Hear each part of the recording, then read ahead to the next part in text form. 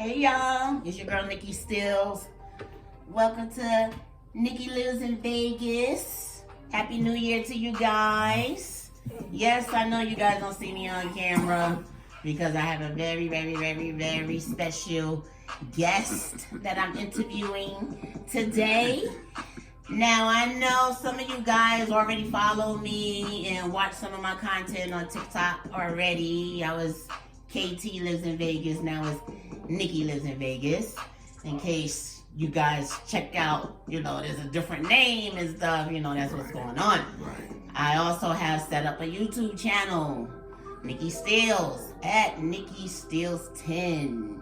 This is where we're going to be broadcasting as well as with my very special guest, West Coast.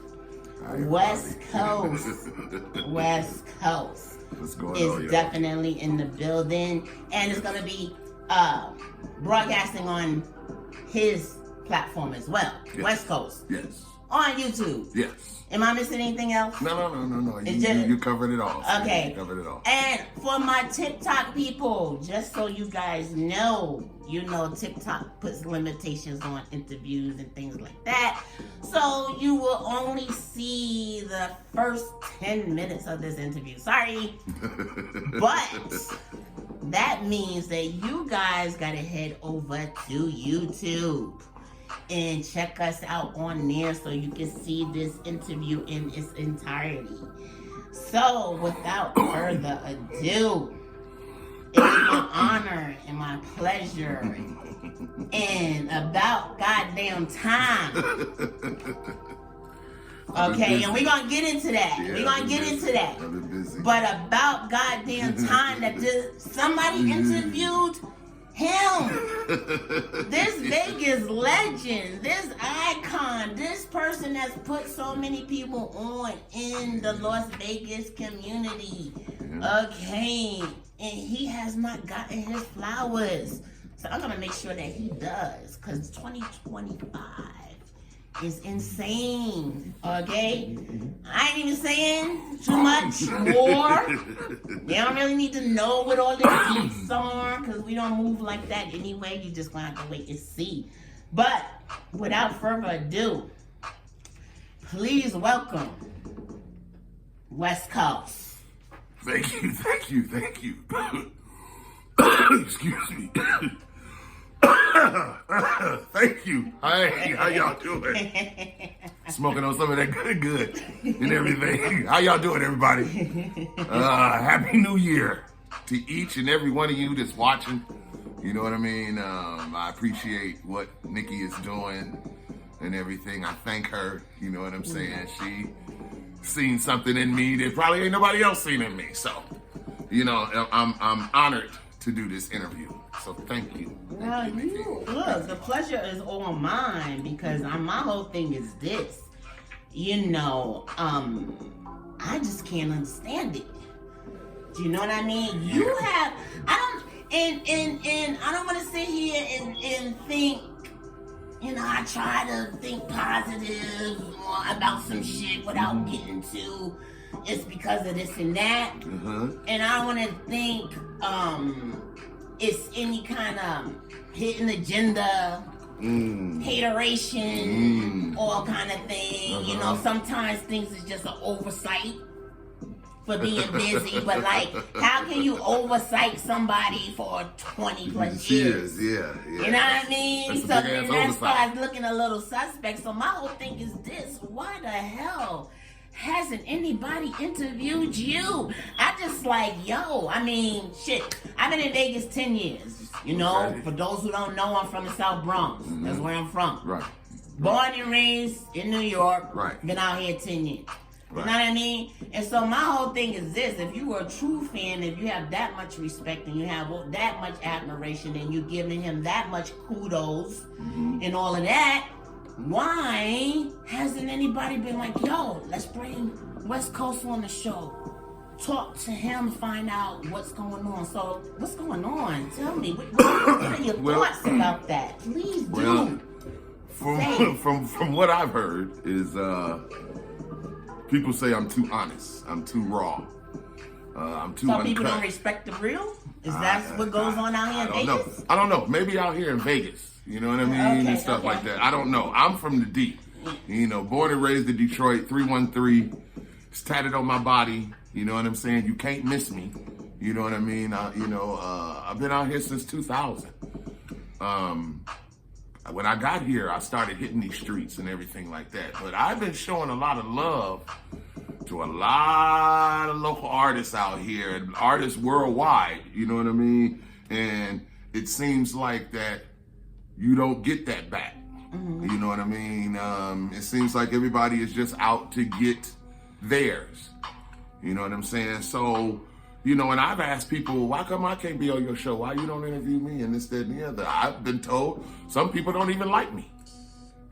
And you know what I mean? Reason being? Fuck you. Yeah. But I mean, like, you know. I don't know. I don't know. You always I'm not an ass kisser. You know, Vegas is cliquish. You know, if you're not running with certain motherfuckers and this, that, and the other, they won't really congratulate you. They won't really shout you out and this, that, and the other. And I've been playing Vegas artists ever since I got on the radio on KLAV 1230 AM. Wow. And that was back in 03, 04. Okay. You know what I'm saying? Shout out to the engineer, my big sis, you know, Debbie Hall. She was my first engineer at an AM station. The reason why I went to an AM station was because it was worldwide on the internet, and that's when the internet started popping off. So I was worldwide on the internet, so you could hear me anywhere in the world, and that's the way it's been since then. Every site or entity, internet entity that I've been involved with, it's been worldwide. You know what I mean? So we've been, you know, I've touched places like Poland and Russia, Nigeria, Africa. You know what I'm saying? Argentina. You know what I mean? And these people would call in. They couldn't speak English. Right. But they would call in. And that's at the time when I was known as Fat Man. Right. You know, and I was weighing, you know, about almost 600 pounds. Just about 600 pounds and everything. You know what I mean? So yeah, we're gonna get into that part of your transformation as well. But going back to, you're from Detroit. Yeah. Okay. Yeah. And you call yourself West Coast. Now, you know, I gotta speak on that, you know what I mean? Because sometimes people could be very territorial about some things. So when you decided to call yourself West Coast, I know first it was Fat Man West Coast, and then now you're West Coast. Right. When you decided to do that, did you ever think that you would get any kind of pushback from, like, you're like, who does Detroit nigga coming out here calling himself West Coast and he from the North and he from Detroit? Or on the flip of that is people in Detroit saying, well, damn, okay, so now you just all West Coast, and you know what I mean? Yeah, you still say you repping 313, but now you call yourself West Coast. Yeah. So I gotta ask you that. You know what I mean? What's your feelings on that? Well, and did you think about it when you? Well, obviously, you give a shit. I mean, I did. I was working. You know, and this is how I got the name West Coast. I was working for a promotion company that was online, and every time we would have meetings, you know what I'm saying? For some reason, they couldn't get Fat Man right. Got you. You know what I mean? Yeah. And stuff like that. You know, you got 30, 40 people on a call. Yeah. You know, and state where you at and who you are. You know, and it was like, you know, I'm Fat Man. And they was like, who? Fat who? Fat? I'm West Coast. Right. Gotcha. I'm on the West Coast. Right. So it came out like fluke. Yeah. Usually people call me Detroit. Gotcha. You know what I mean? So they was like, West Coast. Okay. So, and it stuck. Okay. You know what I mean? So right. all the other promoters, West Coast, this, that, and the other, and everything like that. So I just took it and ran with it. Got you. You know what I mean? Got you. And in this business, you do have to reincarnate yourself. You do have to recreate yourself, your drive, you know what I'm saying, your input in this world. Sometimes you have to recreate yourself. You know what I'm saying? Especially, you know, when you've been off the scene for a minute. You know, I was off the scene, you know what I mean, and stuff like that there. Right. For health reasons. And stuff. Okay. But you know, I'm back now, and so I tell people I'm a East Coast nigga with a West Coast mentality. Gotcha. Okay, East Coast, Yeah. we would grind for a certain time. Right. West Coast taught me how to grind 24 hours. Gotcha. You know what I mean? Mm-hmm. East Coast, everything close up at 2 a.m. Mm-hmm. West Coast, everything is open. Mm-hmm. Sometimes you don't go out until 2 a.m. out here. Mm-hmm. You know what I mean? So yeah, you mean more like Vegas, because Cali closed early. Yeah. Here in Vegas. Yeah, Vegas. It's 24 hours. Yeah. You know what I mean? And things like that. So it gave me the opportunity to get in these clubs and get with these club owners and promoters and talent managers and stuff for these hotels and everything, and pitch my shit of what I'm doing. Yeah. You know what I mean? So yeah, people look at it, you know, but you know, I stand my ground. They ain't gonna ask too many questions. Well, I mean, shit, you've been in the game long enough, ain't nobody stepped to you. Yeah, no, you so, know what I mean? So it is what it is, you know? Yeah. The other thing that I wanted to ask you, talking about, you know, being in the game and then taking the time off that you needed for your health reasons and things like that, coming back into it, older. You know what I mean? And I gotta speak on it because it bothers me that this is the only genre of music that I could think of that sometimes, well, a lot of times, there can be age discrimination in the music business when it's relating to hip hop. Now, I will say because of the 50 years of hip hop, a lot of our greats have come back out. Now, we have some that's still been doing their thing. Right. But you're seeing more of our greats back out here. Yeah. And I think because of that celebration, it created appreciation for these OGs. And so they're getting booked to do tours and appearances and collabs and things like that, which I'm so happy to see because I'm a true music fan, as you know, and one of the things that I would say is that you don't age out of rock and roll. Right. You don't age out of pop. Right. You don't age out of freaking country music. You don't age, you know what I'm saying? You see these artists, they still booking shit 70, 80 year old. Look at Mick Jagger. Right. Look at all of these people. Right. So I feel that in hip hop, you know, it's this like this 20s, 30s thing. And when you're 40s, it's like, Right. Then when you start getting past 40, it's like, oh, you know, Right. sometimes people want to try to treat it like you're obsolete. My whole thing Like is you're a dinosaur. good music is good music. Good music. Period. Good music. The people that's part of your generation still appreciates the OGs from their generation. Right. They can still sell out, you know, arenas. They can still sell out concerts and things like that. Actually, there'll be more appreciation for that shit because people get tired of seeing the same thing. And they'll be like, damn, okay, you know, I want to go back to old school. Yeah, that's true. When we party, when you had a good time and stuff, we danced our asses off back in, back in the day. Now everybody be acting too cool for school. Right. It depends on the genre. Right. You know what I mean? Don't get me wrong. Yeah, I've been doing this ever since the 90s.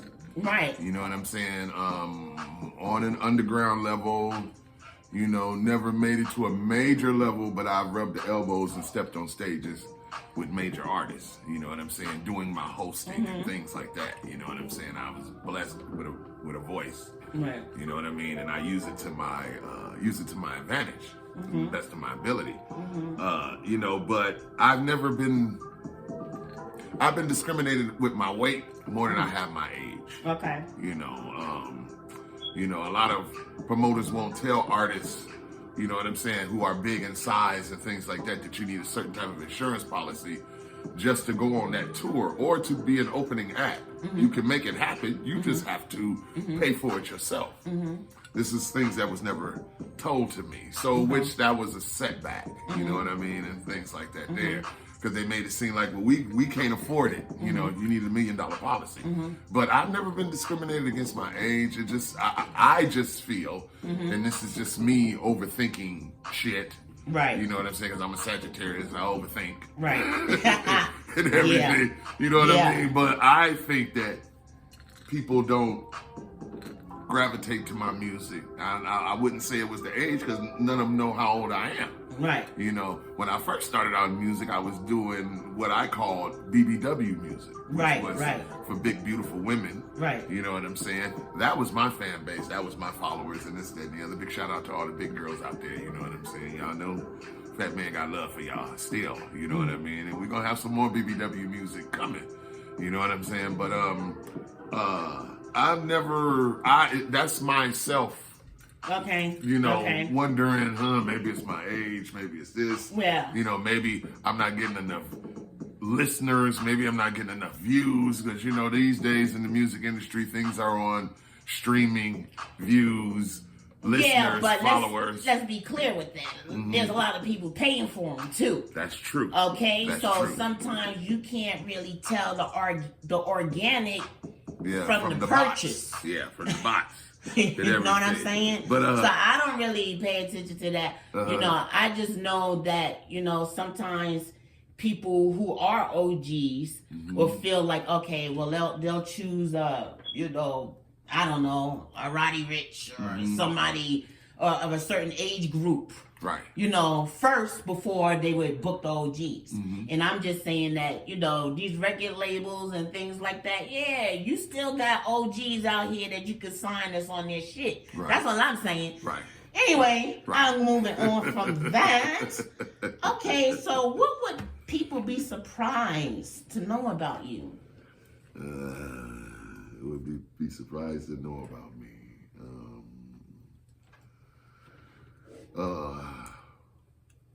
Right now I'm writing a book. I'm an author. Okay. I was a single dad. Okay. You know, raising my daughter, Vicky P. I like cookies and milk in the bed at night before I go to bed. And, you know what I mean? I'm a big ass kid at all. Right. You know what I'm saying? So that would probably be the one thing that they wouldn't know about me. Yeah, right. Yeah, because you're a mystery. I like that though, in a sense, you know, because, you know, a lot of people be putting their business out on the street. And it's like, yo, you gotta keep some shit to yourself. You know, everybody don't need to know how you move, when you move, who you moving with. You know what I mean? Right. And I think too many people kind of get into that. They get so caught up in creating content on social media that they start putting a lot of their personal life on it, but then have an issue when people talking shit about it. Yeah. So don't do it. Okay? Let's not do it. Keep it private. You know, keep it private. So who were and are your influences in music? I mean, what put that spark in you to say, yo, I got to be doing it. This is what I want to do. Heavy D. Heavy D, okay. Heavy Tell us about it. Heavy D. When he came out with Mr. Big Stuff, the sample that he used and this, that, and the other, you know, my mom used to play that around the house. And to come out and to be the size that he was, which was my size, you know, big fella in the hood and this, that, and the other, just showed me, okay, maybe I'm putting limitations on myself because of my size. So it made me get into groups. I was into breakdancing and everything that came out of New York, we got in Detroit. Got you. You know what I mean? So Right. I was into that. I was into the culture. I was into the clothing. I was into the language. I was into the swag. I was into all of it. You know what I mean? But Heavy D is the one And when I got a chance to meet him, and he was seeing what I was doing on stage before him coming on the stage, you know, he was like, "Yo, you know, keep doing that shit. You know, keep doing that shit." I know that must have felt yeah, like, so oh that, man, yeah. Yeah, that made me just even go harder. Right. You know, and don't get me wrong, in being in this game, I've been fortunate enough to meet certain people. Right. You know, I've been fortunate enough to, you know, people wonder why I say, you know, Miss Nicki or Mr. Such and Such or Mr. Davis or this, that, and the other. It's because when I met James Brown back in the day and I was small, he was like, "You don't never call a man by his first name. You always give a man his respect."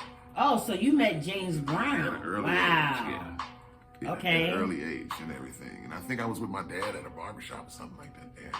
My dad was a street nigga. My dad was out, you know, in the streets. Okay, I mean, is that something you want to talk about, or is it, too personal for you? You know, my dad was a street nigga. His name was Godfather. I didn't even know my dad had a nickname. Oh, okay. You know what I mean? Because my dad was dad when he came to the door. I didn't know what he did when he went out the door, not until I got older. Okay. And he figured that I could understand it and everything. But I used to tell my people, you know, my dad was from Union Springs, Alabama, third grade education. He dropped out of school in the third grade to help his mama and things, and his dad take care of the house. Stuff picking cotton and everything. You know, he used to tell me how he would run away. You know, and Dad, where did you go? I was out in the woods. You was out in the woods? Damn, okay. Out in the woods wow. and shit. You know, what was you eating? I was eating, you know, Persimmons wild shit. This and the other. And how long you be gone? I be gone for 5 days. I be like, you full of shit. You wasn't out in the woods for no fucking 5 days. And you 4 years old. Get the hell out of here. You know what I mean? But the one thing that let me know that my dad was a street motherfucker is, you know, he had a third grade education, so he could